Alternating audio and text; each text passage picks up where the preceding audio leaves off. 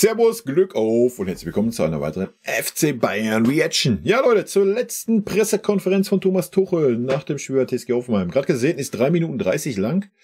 Wird also legendär werden, die letzte PK von Thomas Tuchel. Aber ich denke, die PK davor hat ja auch alles gesagt rund um Thomas Tuchel. Nichtsdestotrotz gehen wir natürlich rein in den Bums. Und wie immer der Hinweis, wenn euch gefällt, was ihr hier seht, abonniert gerne den Kanal, damit unterstützt ihr einfach das, was ich hier tue. Und damit Abfahrt.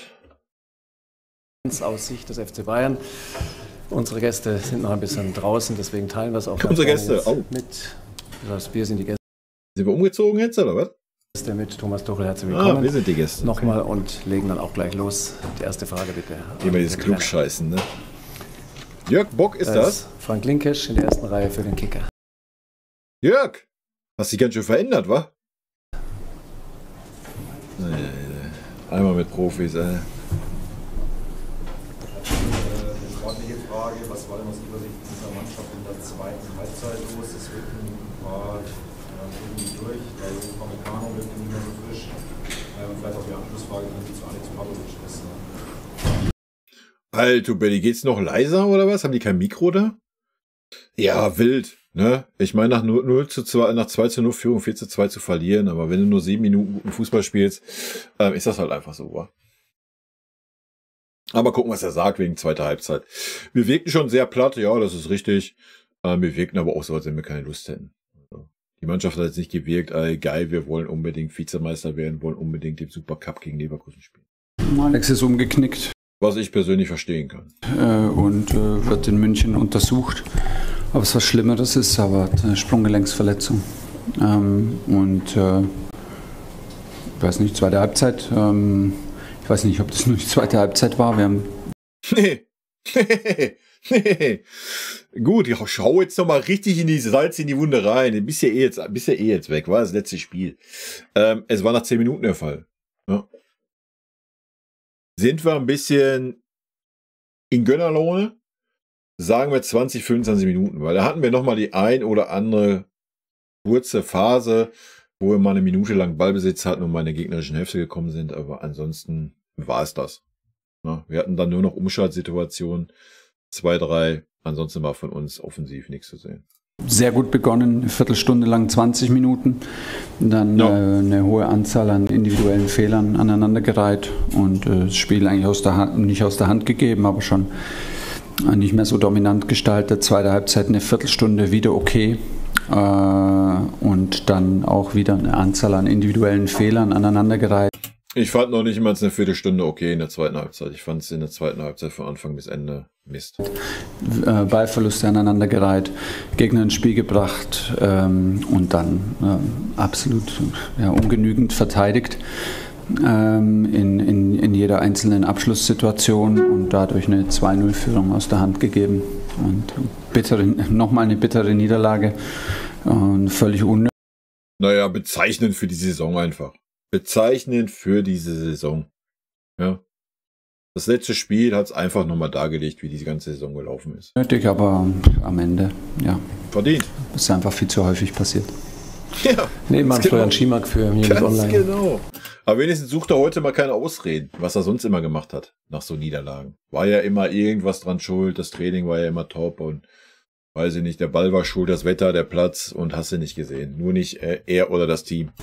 War das Spiel jetzt so ein Sinnbild für die ganze Saison oder auch vielleicht für Ihre Zeit beim FC Bayern? Und was nehmen Sie persönlich jetzt nach dem intensiven Jahr als Bayern-Trainer mit? Ich weiß nicht. Ja, war es jetzt Sinnbild für die ganze Saison? Eigentlich nicht, weil wir die ersten 10 Minuten oder die ersten 7 Minuten freien Fußball gespielt haben, was ich sonst bisher ganz, ganz selten mal gesehen habe in dieser Saison. Ja, man hat freien Fußball vorne gespielt, man hat versucht zu kombinieren. Man ist gelaufen, man hat sich bewegt, jeder war in Bewegung. Das habe ich so selten gesehen, diese Saison, dass das schon herausstreichbar ist, leider. Ja. Der Rest des Spiels war bezeichnend für die Saison, 100%. Ja. Wieder so halbherziger Fußball, Rumgekicke. Wie gesagt, die so hochgelobten Führungsspieler, alle nicht zu sehen auf dem Platz, alle untergetaucht, alle abgetaucht, alle mit sich selber beschäftigt. Was erwartet man denn? Habe ich jetzt so schnell keine Antwort, aber als Trainer wirst du jeden Tag besser, weil du einfach Erfahrungen sammelst und das ist ja auch der Anspruch und das. Also wenn der Tuchel den Anspruch hat, dass er jeden Tag besser wird, kann ich jetzt nicht wirklich beurteilen, ja, aber er konnte es dann, wenn, auf jeden Fall nicht auf diese Mannschaft übertragen. Diese Mannschaft hat nur guten Fußball gezeigt, wenn es in der Champions League um irgendwas ging. Und dann, selbst das Rückspiel in Real Madrid fand ich jetzt keinen guten Fußball, aber da hat ja jeder so seine Meinung. Ansonsten habe ich nicht gesehen, dass diese Mannschaft sich auch nur ansatzweise in irgendeine Richtung verbessert, verändert hätte diese Saison. Ich meine, guckt euch heute wieder Kimmich an. Der schießt jede Ecke, die absolut grottig sind. Der schießt einen Freistoß aus, was waren 20 Meter, eine super Position. Kläglich vergeben, Alter. Was schießt er die Freistöße aus dieser Position? Was soll das? Weil er einmal einen von 300 versenkt hat? Also es ist eine Katastrophe. Ja? Und das hat man die ganze Saison durchgezogen. Weil er Lord Kimmich ist, oder was? Ach, Leute, das wären Saisonfazit-Videos, Alter, Betty. Könnt ihr euch anschnallen. Das wird so auch jetzt passieren. Auch mit negative Erfahrungen gehören dazu, um besser zu werden und sie zu verarbeiten und sich weiterzuentwickeln. Da stimme ich ihm zu. Ne? Man kann, und haben wir gerade im Leistungssport, gerade auch im Fußball, nimm dieses 2013er Team. Du kannst aus Niederlagen viel lernen und kannst daran wachsen. Ich weiß nicht, ob Tuchel das tut, kann ich nicht wirklich beurteilen, das werden wir sehen. Diese Mannschaft kann das auf jeden Fall nicht. Diese Mannschaft hat dafür schon viel zu viel erlebt und die Mannschaft ist nicht in der Lage, das zu machen. Nicht mit diesen Führungsspielern, die aktuell diese Mannschaft führen. Und was war die erste Frage? Erste Teil der Frage? Ich weiß nicht, ob es ein Sinnbild ist, aber es ist einfach viel zu häufig passiert. Wir hätten, glaube ich, 10 Minuten noch gehabt in Stuttgart, um Stuttgart auf Abstand zu halten. Haben wir schleifen lassen, haben dann noch 2 Tore kassiert. Das Stadion hat gefeiert. Wir haben in Heidenheim die Möglichkeit gehabt aufs 3-0, 4-0, 5-0, haben 3-2 verloren. Das Stadion hat gefeiert. Hier das Gleiche wieder. Das passiert einfach viel zu oft und das ist auf jeden Fall... Ja, das ist einfach zu oft passiert. Ob es ein Sinnbild ist, weiß ich jetzt nicht. Aber es ist ein Sinnbild. Wenn man die Eier hätte, würde man sagen, dass es ein Sinnbild dieser Saison ist. Jetzt noch nicht mal nur die Beispiele, die er gebracht hat, sondern einfach auch das, dass wir wirklich mal gute Phasen haben. Wir haben ja teilweise Spiele gehabt, da haben wir wirklich eine gute Viertelstunde gehabt oder gute 20 Minuten und der Rest des Spiels war völlig grottig. Ja? Und das ist ein Sinnbild, ja. In diesem Spiel waren es nur 10 Minuten, Viertelstunde. Meinetwegen, nimm die ersten 20 Minuten, wenn du meinst. Ja, und dann ist man da, wo man ist. Ne? Ganz einfach. Klar. Ja, habe ich schon eine Erklärung dafür, aber keine für die Öffentlichkeit. Naja, wenn er die Erklärung hätte und dagegen mal gearbeitet hätte, sorry. Dann hätten wir das heute nicht wieder gesehen. Ja? So. I don't know, ich verstehe es nicht. Ich verstehe es nicht. Ich bin sehr gespannt, mit nach der ganzen Causa Tuchel jetzt, wenn er weg ist, wenn er wirklich weg ist vom Verein, aber wahrscheinlich ist ja wieder irgend so eine Stillschweige-Scheiße unterschrieben worden. Es würde mich wirklich mal interessieren, dass der Tuchel mal Tacheles redet. Ich hoffe, eines Tages, vielleicht lebe ich so lange noch, kommt eine Biografie raus und Tuchel wird mal über seine Zeit in München sprechen. Ja. Weil eigentlich ist das eine Farce, weil er hat alles immer super gut analysiert auch und hat dann nicht dementsprechend gehandelt. Ja. Also das Einzige, wenn man den Tuchel in Schutz nehmen möchte, Grüße gehen raus an Ambo, war das Einzige, was das erklärt, ist wirklich, dass jemand gesagt hat, Thomas, Leon Goretzka, Josua Kimmich, Leroy Sané, Serge Gnabry, Kingsley Coman, die müssen einfach immer spielen, wenn sie da sind, weil sie in ihren Verträgen drinstehen haben, dass wir sonst 1 Million zahlen müssen, wenn sie auf der Bank sitzen. Ohne Scheiß, das ist die einzigste Erklärung, die ich mir vorstellen kann. Alles andere, weil der Tuchel ist ja nicht doof oder hat keine Ahnung von Fußball, das hat er ja.